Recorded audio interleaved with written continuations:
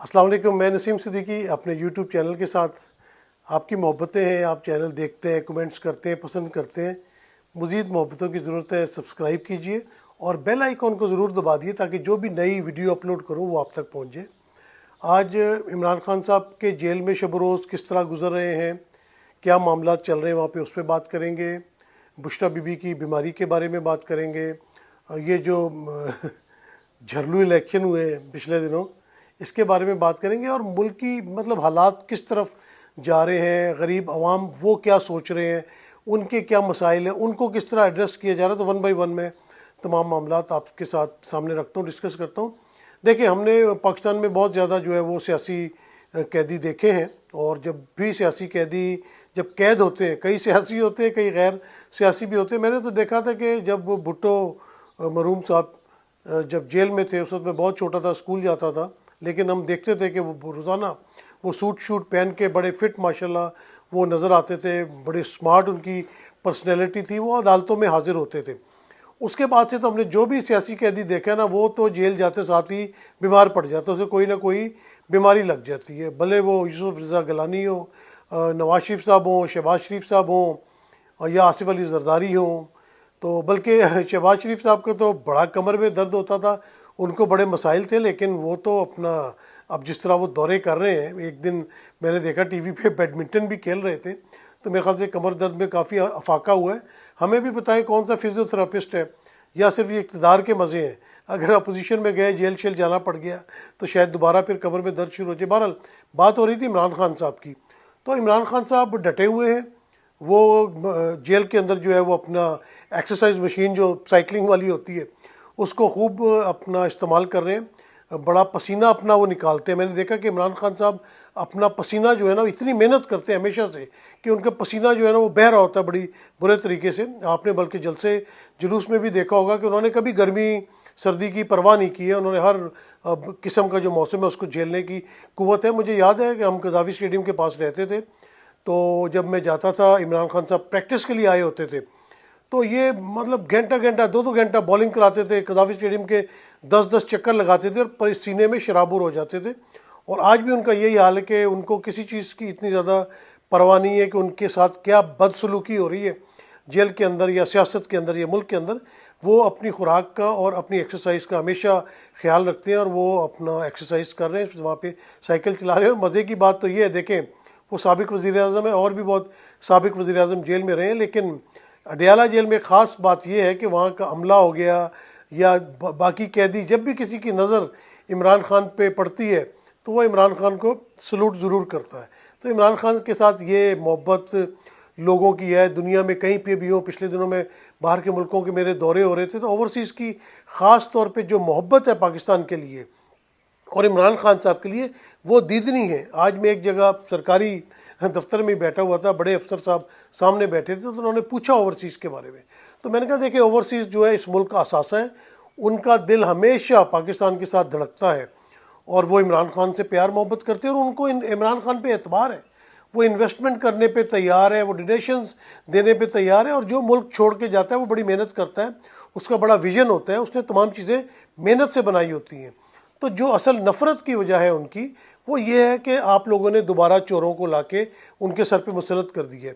इसलिए वो इमरान खान साहब से मज़ीद अपनी मोहब्बत का इज़हार करते हैं। तो इमरान खान साहब के पास अब तो कोई पैगाम नहीं पहुंच रहा मफाहमत का, क्योंकि इमरान खान साहब ने कैटेगोरिकली कह दिया कि आइंदा अगर कोई मेरे पास अपनी पार्टी का लीडर भी कोई पैगाम किसी का लेके आया तो वो मुझे मिलने ना आए, क्योंकि मैंने कोई डील नहीं करनी।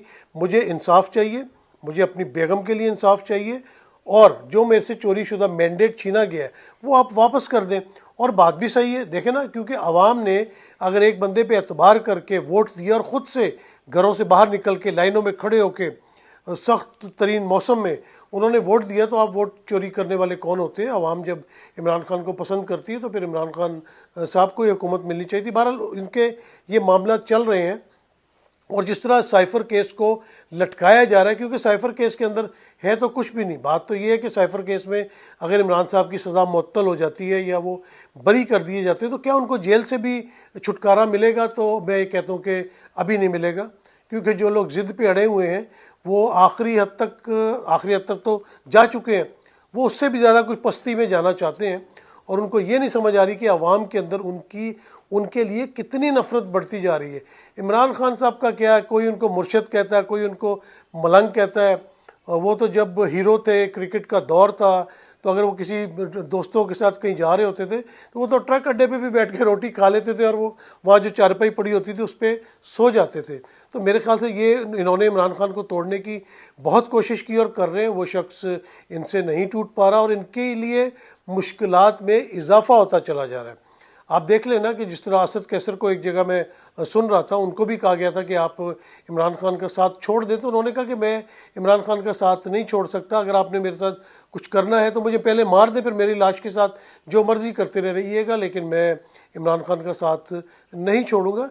तो साइफ़र का उनसे भी डिस्कस हुआ। साइफ़र की जहाँ पे भी बात होती है, जो अदालत में भी बातें हो रही है, ना किसी ने साइफ़र देखा, ना साइफ़र का किसी ने मतन पढ़ा, और आपने डायरेक्ट ही जो है वो इमरान खान साहब, साबिक वज़ीर आज़म, साबिक वज़ीर ख़ारजा शाह महमूद कुरैशी को आपने उसमें सज़ाएँ सुना दी, जबकि आपने बाकी और भी बहुत सारे लोग इन्वॉल्व थे ना उस साइफ़र के बारे में। पहले साइफ़र कहाँ आया था, फिर बाद में वजारत ख़ारजा में आया, तो बहुत सारे लोग इसमें इन्वॉल्व थे। बहरहाल तो इमरान खान साहब डटे हुए हैं और उनको अपनी जो अपना कौम है, अवाम है, उन पे उनको बहुत एतबार है।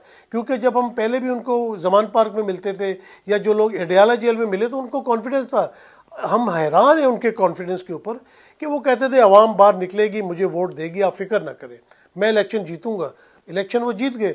आपने फार्म 47 पे कोई हुकूमत बना दी, वो अलग बात है। आप इमरान खान साहब को जो है वो नीचा दिखाना चाहते हैं, आपने उनकी पार्टी के लोगों को तोड़ लिया, फिर भी आप देखें कि उन्होंने जिसको कैंडिडेट खड़ा किया उसको वोट मिला। अब आप बुशरा बीबी को तोड़ना चाह रहे हैं, बुशरा बीबी के ज़रिए इमरान खान साहब को जो है वो आप तकलीफ़ पहुँचाना चाह रहे हैं। और इमरान खान साहब को तकलीफ़ हो भी रही है, क्योंकि वो अपनी बेगम से, बुशरा बीबी साहब से बहुत मोहब्बत करते हैं और करनी भी चाहिए, उनकी जो है वो बीवी हैं। तो उनके इलाज के लिए देख लें क्या मिसाइल है। आप जिस तरह फार्म 45 पहले बनता है, फिर अपनी मर्ज़ी का फार्म 47 बना लेते हैं, इसी तरह बुशरा बीबी का आपने एक निजी हॉस्पिटल में इस्लामाबाद में इलाज करवाया, वहाँ पे उनके टेस्ट कराए और फिर उनके रिज़ल्ट आपने अपनी मर्ज़ी के दे दिए कि बिल्कुल ठीक है। वैसे ये बड़ी बुरी बात है कि कोई औरत है जिसका सियासत से कोई ताल्लुक़ भी नहीं है, सिर्फ आप लोग इमरान खान को गिराने के लिए लोगों मतलब क्या क्या हथकंडे नहीं कर रहे। इमरान खान साहब को कुछ नहीं हो रहा और हम देख रहे हैं कि गिरे हुए लोगों का ढेर लगता चला जा रहा है। तो बुशरा बीबी की तबीयत वाकई ख़राब है। अभी पिछले दिनों उनके घर पे एम्बुलेंस भी आई थी बनी गाला में। उनका इलाज प्रॉपर तरीके से कराना चाहिए। ये हमारा एक दीनी फ़र्ज़ भी है कि अगर कोई ख़वातीन है उनके साथ मेरे ख्याल से बिला वजह ज़्यादती नहीं होनी चाहिए। दूसरी तरफ ये जो इलेक्शन हुए, बड़ी कारकर्दगी है भाई। अच्छा, एक रूटीन थी कि जिसकी हुकूमत होती है वो ज़मीनी इलेक्शन ज़रूर आता है, और ये इमरान खान साहब के दौर में भी हुआ है कि पीटीआई अपने दौर में इलेक्शन हारी है, क्योंकि जब कोई हुकूमत में आता है तो उसको मुश्किलात का सामना होता है। ये अजीब हुकूमत है कि अभी 2 महीने इसको हुए, पेट्रोल इन्होंने और बढ़ा दिया है, महंगाई और बढ़ रही है, लोगों की नफ़रत और है इनके साथ, लेकिन ये दावा कर रहे हैं कि इनकी कारकर्दगी की वजह से इनको वोट मिला। मेरे ख्याल से अब जो वो एक होता है ना गिरने की हद, वो ये हदें पार कर चुके हैं। बेशर्मी की हद पार कर चुके हैं, झूठ बोलने की हद पार कर चुके हैं, ये तमाम हदें फलांग चुके हैं। इन्हें सिर्फ इक़्तिदार चाहिए, इन्हें आवाम से कोई इंटरेस्ट नहीं है। अगर इनको आवाम से कोई इंटरेस्ट हो ना, तो आज जिस तरह मैं लाहौर शहर में देख रहा था कि ईरानी सदर आए हुए थे, बड़े मोहतरम है हमारे लिए, बड़े दोस्त मुल्क के सदर हैं, उनकी बड़ी इज़्ज़त करनी चाहिए। वो तो पता नहीं बेचारे कहीं बादशाही मस्जिद के पास, शाही किले के पास उस तरफ सैर कर रहे होंगे, लेकिन लाहौर के अंदर जिस तरह ट्रैफिक का तूफ़ान आया हुआ था, तूफ़ान बदतमीज़ी, एम्बुलेंसेस फंसी हुई हैं, कोई बुज़ुर्ग है गाड़ियों के अंदर, मतलब आप इंतज़ामी तौर पे तो बिल्कुल नाअहल और निकम्मे लोग हैं। आपसे कोई चीज़ प्रॉपर कंट्रोल नहीं होती, आप हर चीज़ को बंद करना जानते हैं, आपको कोई सिस्टम को चलाने वाली आपके अंदर कोई एहलियत नज़र नहीं आती। तो खुदा के वास्ते आवाम के ऊपर रहम करें। आगे गर्मियाँ आने वाली हैं, कुछ कुछ ऐसी पॉलिसीज़ बनाए। ये घरों पे चोकर वाला आटा दे दिया और तंदूर पे खड़े होकर रोटी दे दी, चले मान लेते हैं ये भी थोड़े से अच्छे काम होंगे, लेकिन पॉलिसीज़ ऐसी लेके आए जिससे गरीब आवाम को कोई फ़ायदा पहुँचे। गरीब का कोई पुरसान हाल नहीं है, यानी कि उसको 2 वक्त की रोटी मिल रही है नहीं मिल रही, उसके घर के क्या हालात हैं, अपने बच्चों को पढ़ा पा रहा है नहीं पढ़ा पा रहा। तो जब तक गरीब आवाम के लिए कुछ नहीं होता तो इस मुल्क में कुछ भी नहीं हो सकता। अभी नवाज शरीफ साहब कहा तो जा रहा है निजी दौरे पे चाइना गए हैं, लेकिन उनके साथ सुना है कि जुनैद सफदर भी गए हैं, अपना बाकी भी हुकूमती कुछ लोग भी गए हैं। तो इस तरह तो मामला नहीं चलते ना, या तो खुल के सामने आ जाएं, या वो कहते हैं ना कि साफ छुपते भी नहीं, सामने आते भी नहीं। तो मामला जो है वो दुरुस्ती की तरफ जाना चाहिए, पार्लियामेंट को फैसले करने चाहिए, पार्लियामेंट को जो है वो मजबूत होना चाहिए। मैं भी एक प्रोग्राम सुन रहा था, उसमें असद कैसर साहब कह रहे थे कि पार्लियामेंट तक को एक कर्नल के ज़रिए चलाया जा रहा है। तो मुझे बताएं, पाक फ़ौज से हमें बड़ी मोहब्बत है, बड़ी उनकी कुर्बानियाँ होती हैं, अपने डोमेन में रह के अपने काम करते हैं, तो वो बहुत अच्छे लगते हैं मुझे। मैं तो यही कहूँगा ना कि इल्ज़ाम लग रहा है, अगर ऐसे कोई इल्ज़ाम भी लग रहे हैं तो उसके बारे में कुछ सफाई पेश करनी चाहिए। और जिस तरह इदारों को हर तरफ से यही बात आ रही है, भले वो जुडिशरी है, भले ब्यूरोक्रेसी है, क्योंकि कमिश्नर रावलपिंडी का बयान अभी तक कोई नहीं भूला। तो अगर इस तरह की अपना इंटरफेरेंस की जाएगी, किसी को डिपार्टमेंट चलाने नहीं दिया जाएगा, तो मामला कैसे चलेंगे। अभी आप पीसीबी को देख लें कि आपने फिर उनको वज़ीर दाखिला भी बनाया, मोहसिन नकवी को। मेरे उनसे कोई ज़ाती अनाद नहीं है, बड़े अच्छे इंसान है, मेरी बड़ी अच्छी सलाम दुआ है। तो चलो वज़ीर दाखिला बना दिया है, क्योंकि उनको क्या तजुर्बा है, ना किसी पार्टी से ताल्लुक़ है, लेकिन बड़ी पार्टी से ताल्लुक़ तो है ना।